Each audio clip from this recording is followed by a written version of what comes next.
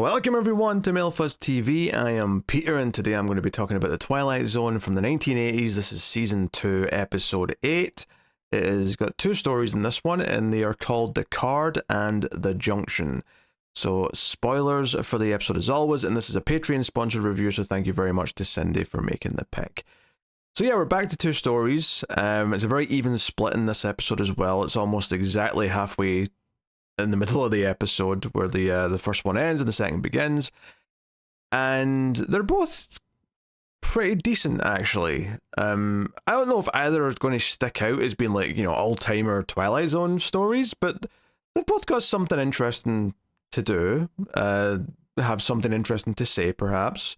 Maybe the commentary aspect is more the first one, but the first story is The Card, and that is about a credit card. It's about in fact, the opening narration, in fact, the opening of the first story is the only part of this episode that has any narrator in it. Because typically it'll come back for the end of the last story or something like that, or whatever. But in this case, it's only the start of the first story.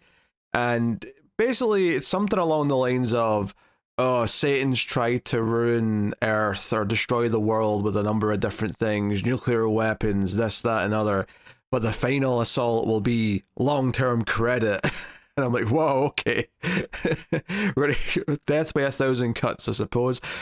But it's about this woman who's a married woman, a mom with 3 kids, and her credit's not very good, but she got an invite to get this new fancy card from this very specialized place. And she goes for the meeting, and they say, hey, your credit's pretty bad, but we offer a fresh start. The only catch is that your first payment needs to be a week after a purchase, not a month after a purchase, not after 30 days. And she's like, yeah, where do I sign? And she happily does so, and she uses her card for things. So I guess the surprising thing about this story, well, I should probably say what the gimmick of the story is, because so far I've not said anything that's Twilight Zone-esque. So what happens is that if she fails to make that payment on time, that first payment within 7 days of buying something with the card, something from her life disappears. And at first this isn't super obvious that that's happened. It's kind of like, is she just going kind of mad because she seems to think she had a dog?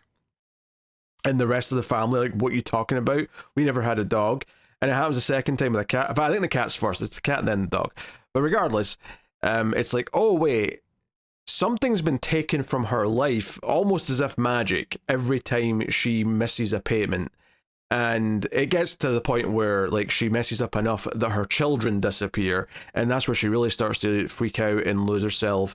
And then eventually her husband, ultimately, at the very end of the story. So it's kind of taken this idea of, like, if you get yourself into really bad debt, that you will ruin your life and you will lose everyone in your life. Only here it's literal and very quick. It's like instant snap of the fingers and, oh, that person in your life is gone. And specifically here, no one else remembers they existed. So even when her kids disappear, the father, the husband's like, what are you talking about? We don't have kids. They're just erased from existence, like they never were there in the first place. So that's your kind of gimmicky Twilight Zone part of it, right? And you know, it's a very metaphor thing where it's like literally just everything disappearing. I guess my surprise for this is that obviously I expected when they set up this, you know, you have to make a payment within 7 days. I thought, okay, obviously she's going to miss a payment and something bad's going to happen and that's going to be the plot of the episode. But my assumption up front with this was that it was going to be more accidental or something that wasn't, you know, just her being terrible with money. And to my surprise, it actually is just her being really bad with credit. Like, she fails multiple times. Like, after the first one, maybe you could argue is just an innocent mistake, but the way the husband talks to her whenever the subject of her credit card comes up or money comes up, he very much talks to her like she has an addiction problem. Like, the tone's kind of like, oh, are you drinking again? It kind of has that demeanor to it. Which I should mention, by the way, the husband is played by, what's his name? William Atherton, who played Peck in Ghostbusters and the journalist in Die Hard. So it's weird him being the voice of reason in a story. I'm used to him being the prick. But here he is being the sensible husband. What's interesting is at one point she says, "Hey, can I get a loan to see me through the rest of the week?" to her husband, and he says, "I don't think that's a good idea," which is perhaps very telling that their finances are kept that separate because maybe she has had problems in the past, so he intentionally keeps their money somewhat separate. Because that's weird, right? For that to be like a point of contention and for money not to be a bit more shared and accessible. But clearly she has issues, and it's something where, and it's not even like she is an extravagant spender per se. Like she buys like one bottle of perfume for herself at the start, a gift to herself, and the husband kind of side eyes that a little bit. But other than that, it's just more like, oh, we need a new fridge, so let's go get a fridge. I'll use that card to pay for it. Oh, they're a bit upset that I missed my first payment. Oh, well, I've written a check, blah, blah, right? But then, some of the other things that come up, like, the car breaking down, so she has to spend money for the repairs, and that is kind of an accident that's not really her fault per se, but she's put herself in that position. And then there's also just the payment for the fridge. She just kind of forgets, like, the husband actually notices it's still sitting there, the receipt, and he's like, wait, have you not paid any of that yet? Like, I thought you were meant to make a payment in 7 days. It's been 8 days since we got that fridge. Like, he's even noticing her getting very kind of relaxed with it. So she does have a problem. She is a character who is making her own bed, which I guess for the point of the story, for the themes of the story, it makes sense that it has to be her own fault. It has to be something where it's not just that the system screwed her over, or at least it's not screwing her over up front, right? Like, it's screwing her over in that it's putting her into this trap where they're going to take everything from her. And when she realizes what's happening and she goes to beg for her kids back, she does kind of, scream that kind of thing at her. It's like, hey, this isn't right. You can't just because I did this, it doesn't give you the right to take away everything in my life. So it's like, it's making some points. It's exploring this idea of debt and this idea of digging yourself in deeper. And the tragedy at the end of the episode is that she begs for her kids to return. I'll buy them back effectively. Let me pay you for it. And she uses a joint bank account, a joint checking account to pay. And the woman who's giving her the card in the first place and all that, she's like, hey, this has to clear, and if it doesn't, there will be more consequences. And she's like, that's okay, I understand now, it'll clear. But when she rushes home to her husband, he's mad because he got a call from the bank that she tried to cash this big check. And she's like, wait, you didn't cancel that, did you? He's like, of course I cancelled it, you've got a problem. And she screams, no! And then the husband disappears, the house disappears, the car disappears, because she tries to drive back to the place to beg for her kids again, and the car disappears in the way. And the house actually disappears with her inside it, so there's basically nothing left, right? She seems to be gone into the ether, wherever she's went. And that's the end of the episode. So it's quite effective. I think that obviously it works because it's not entirely obvious why the cat disappeared up front. But then it happens with the dog, and you start to get it. You start to get, oh, this is the result of her not paying these first payments on time, is there is a consequence. And despite these consequences, she keeps making the mistakes.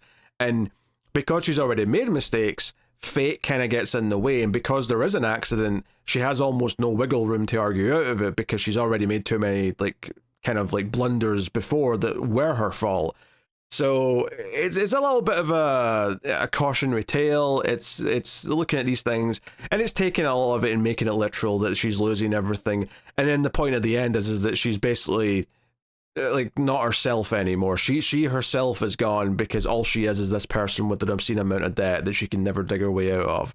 So it's got a point, and arguably this is a Twilight Zone story for the 80s version that's very contemporary.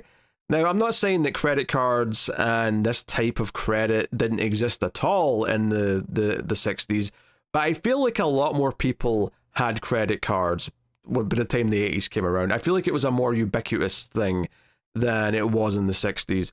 And the idea of people getting themselves into long lines of debt and this type of problem, I imagine it ballooned a lot more by the time the 80s came around. So this story feels a lot more made for the generation when this show aired, right? It feels kind of unique in that sense, where it's like, oh, this isn't a story that probably would have been told, at least not in the same way, if it had been thought up in the original Twilight Zone, and the point of it might have been a little bit different. Whereas here, it's like, oh no, this is very prescient. It feels like it's speaking to troubles that people had at the time and still do today. It's not like it's aged any. Like, this is still something that you can have happen to you. It's still a problem, but it was maybe not as something as common in the 60s, and I think this feels like a very, very of its time, and in a good way, whereas it feels like, oh, the advancement of another 20, 25 years has actually lent itself to a new type of story that maybe, not that, I mean, don't get me wrong, there was definitely original Twilight Zones about debt in the sense of like owing someone something, or selling your soul for something, or things like that, but this very specific type of like real world credit, it seems like it's kind of come from the time that this was made in. So yeah, I mean, I think it's a solid story. I think it develops as it goes. You start to anticipate what might go next. I thought the kids would go one by one. I was surprised that all three of them went in the one go. I think the performance of the actress is fine. The way that she reacts when the husband tries to talk to her about her money problems, she's like, I don't want to talk about it right now. Can we not talk about this? Like, she gets very defensive and very kind of shuts it down. And it feels like, oh, you are someone who's putting this off, and that's all this ever is to you, is putting this off until it's too late and she's put it off too much and she loses everything. Because in a more traditional sense, you know, the husband would pack his bags and take the kids because she's got such a serious problem that they don't want to be around her anymore. This cuts that part out and just goes straight to her being on her own. So yeah, no, it's a solid story. I don't think it completely, you know, like hits in a way where I'm like, oh, it's a super effective Twilight Zone story, but it's a really solid one that gets its point across, and you get what it's trying to do. It just isn't as affecting emotionally, I suppose, as the more memorable episodes. But so that's the card. It's pretty solid. And then also solid, but for different reasons, I would say, is The Junction, which is the second story here, and it's a bit of a time travel story, which is, it focuses on this main character. Let me try and get his name here. John. And John is in trouble with his missus because he apparently cheated on her, and he's begging for forgiveness, and she's kicking him out. There's actually like a really weird moment here, because the opening of this story is him like waking up on the couch, and when she walks into the room, he's like, hey, I'll come back like after work or tomorrow to pick up my stuff, right? So he's like accepting that he's getting kicked out, even though he wishes that he could get forgiveness and try and work it out. There's a really weird line here, and maybe this is a cultural thing. Maybe like Americans will sympathize with this more, or maybe it's a specific part of America. I don't know. But she says, you know, what are you going to do for breakfast? And keep in mind, she is mad at him because he cheated on her, and she's kicking him out. She's wanting a divorce. That's where we are in the relationship with these two characters. And she says, what are you doing for breakfast? And he says, I was just going to go to the cafe down the street and get breakfast there.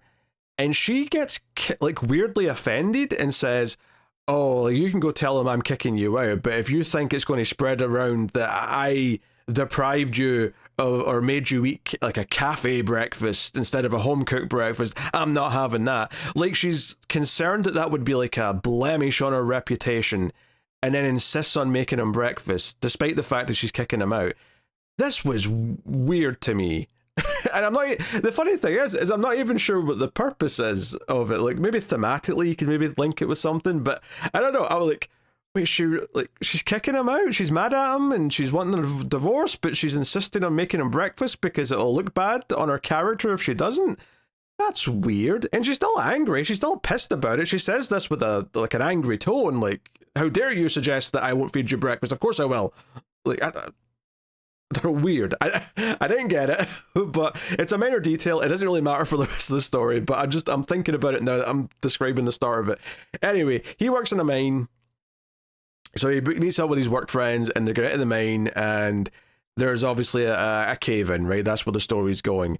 And he gets trapped behind a wall. He kind of saves his friend who he pushes out of the way, but he gets trapped behind this cave in. And the story here is that he runs into someone else who's a little injured. He's got a hurt leg in here that he's not met before.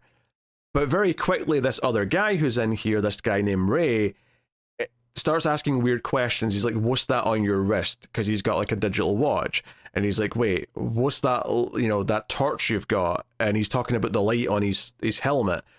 And it becomes very clear very quickly that this guy is not used to seeing this level of technology. And through the conversation, it's like, hey, what year do you think it is, kind of thing. It's like, because he mentions, when he was born or whatever, and he's like, wait a minute, that doesn't add up. If you were born in 18 whatever, that means it would only be about 1911, 1912 currently for you.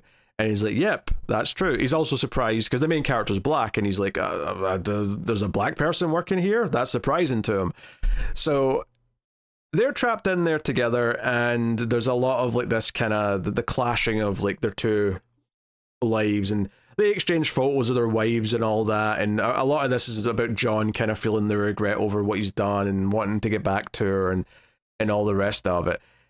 So the actual like fun part of this, though, arguably, is that obviously the people on the outside, all the other miners, are trying to find where he is to save him because they know he's down there somewhere and they're trying to save him.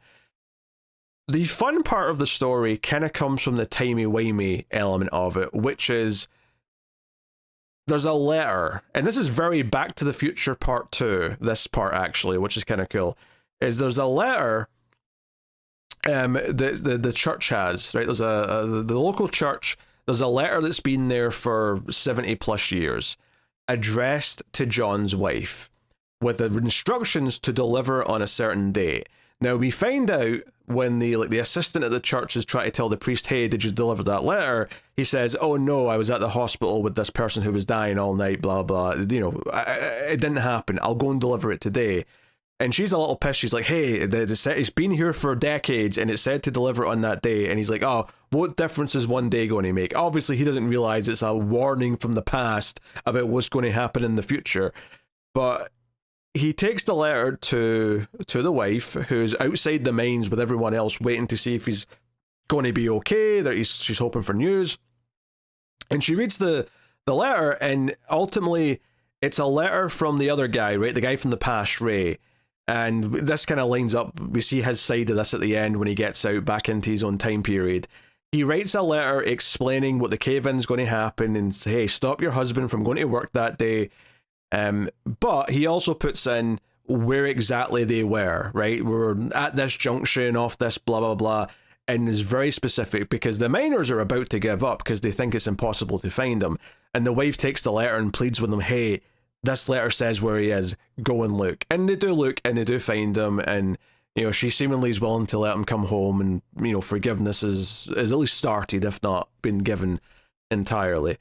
So, but it's this letter of like, and the guy Ray feels compelled to, because when they hear people coming to dig them out, it seems to be that's happening in 1912 because John pushes him out, and then some of the rubble comes down and retraps him inside as his oxygen is running out. So Ray gets out, and he is clearly in his time period because he's reunited with his wife, and he's like, hey, get me a piece of paper and a pen. Like, I need to write some stuff down right now. And that's kind of like how everything comes back around time-wise. But as much as I'm saying all this, there is a good bit of unpredictability of how it's going to end.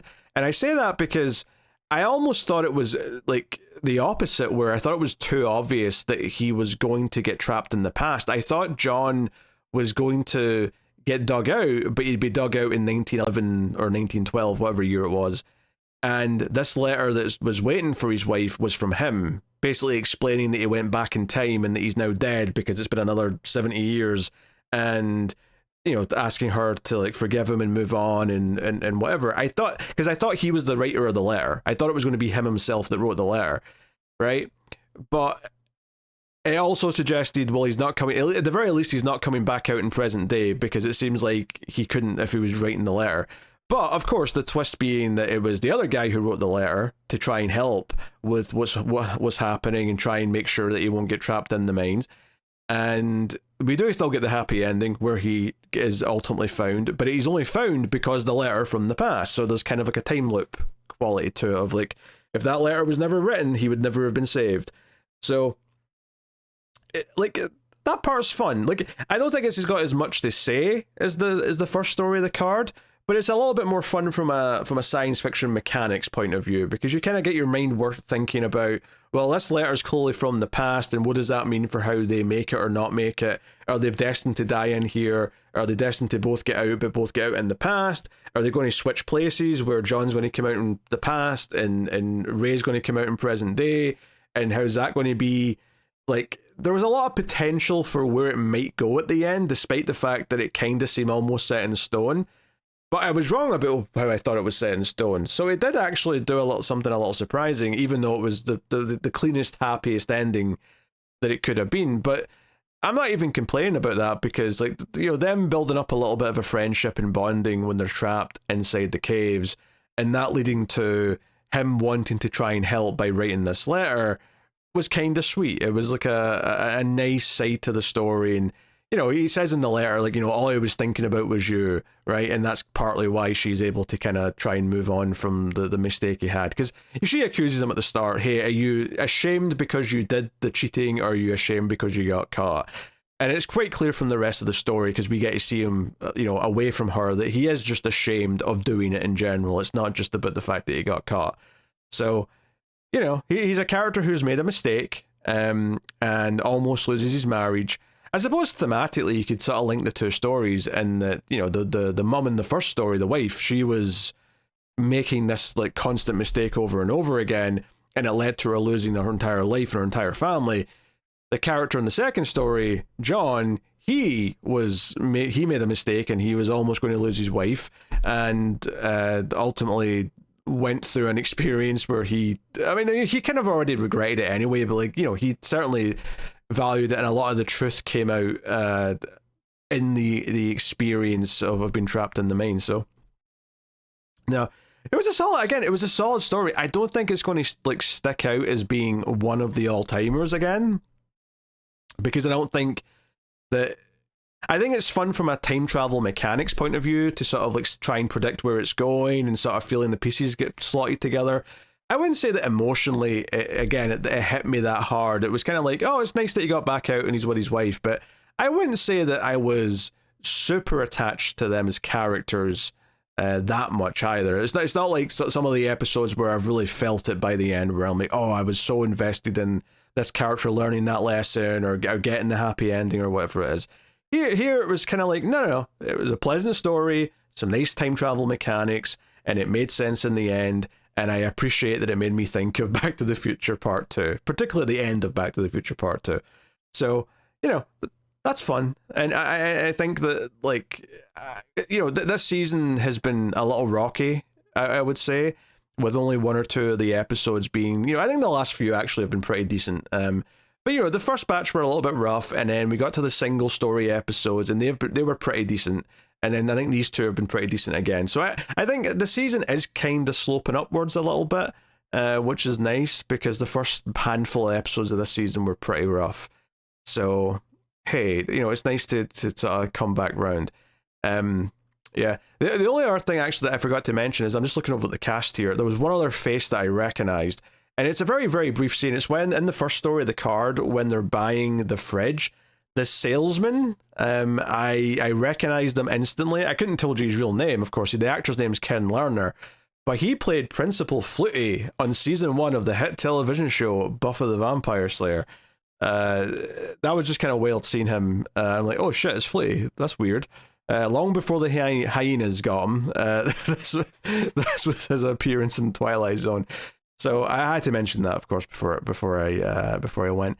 But yeah, solid pair of stories. It was a fairly enjoyable back-to-back pair of Twilight Zone stories. So I can't really complain too much.